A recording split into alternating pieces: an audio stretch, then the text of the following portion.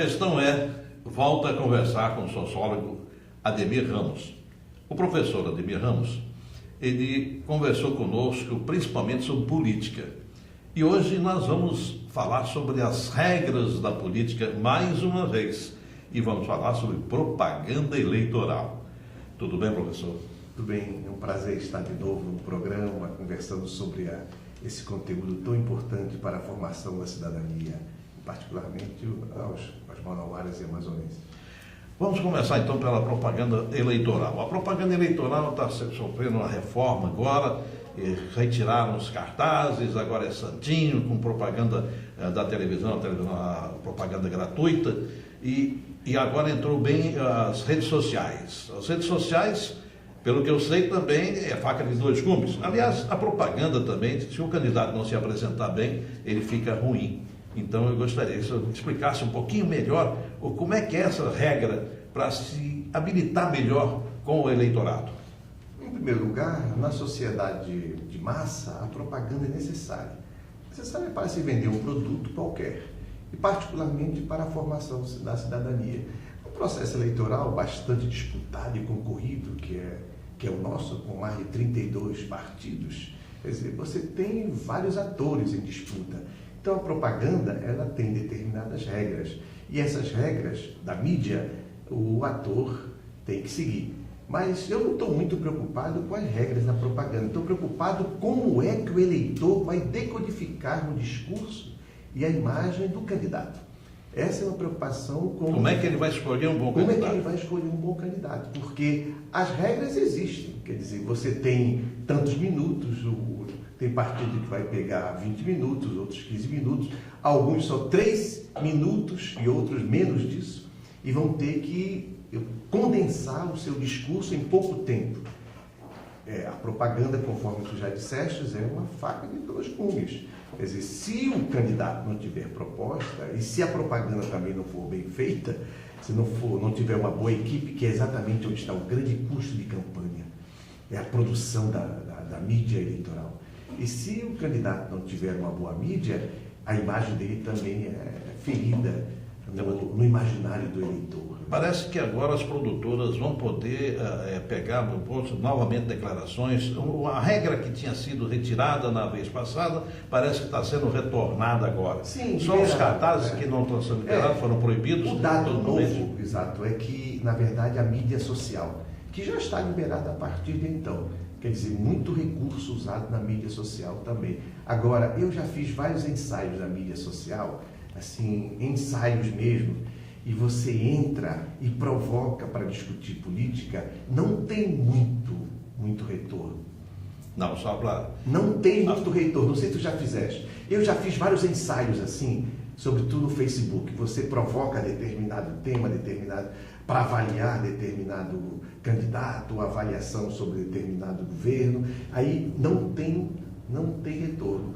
Apenas algumas curtições, mas sem essa manifestação da opinião pública. Nós temos sentido, nós temos um anunciante nosso aqui que tem o Facebook, a Elipse, tem muita curtida. Não há realmente um efeito direto, dificilmente acontece.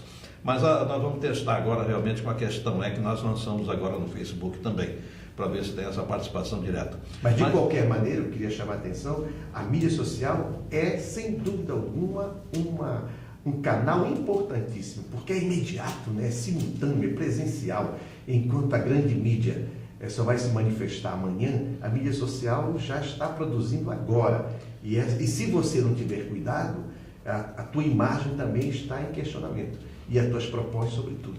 Eu senti isso também, geralmente os fornecedores, tudo tem a mídia social, todos estão agora entrando no Facebook, Instagram, esse tipo de coisa.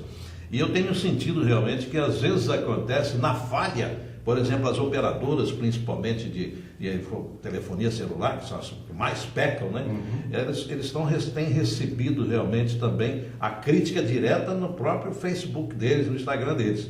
E isso prejudica também aqueles que estão vendo, não é isso? Então, justamente as duas faces da mídia social. Então, nós temos a grande mídia, essa mídia tradicional, onde você requer toda uma tecnologia de produção, onde o candidato deve se apresentar com proposta, com imagem, com maquiagem, muitas vezes. Que essa é mais popular, que é a TV aberta. Mais... TV aberta. E você tem a mídia social. A mídia social é onde é mais democrática, é mais acessível e é mais presencial. E aí que eu tenho absoluta certeza onde a manifestação é mais direta.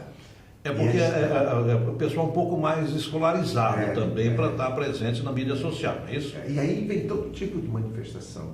Tem umas manifestações diluídas no sentido de avaliar a proposta, outras fazem reparos sobre a imagem do candidato. Quer dizer, você tem discurso ad hominem e discurso de propostas, na verdade. Isso faz parte do jogo, né? Da mídia e do candidato. Mas nessa mídia social, na nova legislação também da propaganda eleitoral, está proibido acabar colocando um candidato em má situação. Quer dizer, provocando, como aconteceu agora recentemente, um partido já ter provocado um pretenso candidato aí do outro partido e já começou uma discussão. O importante é deixar bem claro, existem regras. Existem regras e essas regras são legais e isso deve ser obedecido. E o tribunal está exatamente para cumprir as regras. Quais os candidatos que devem ser evitados? Olha, em princípio, o que é que nós devemos evitar? São aqueles candidatos falastrão, né?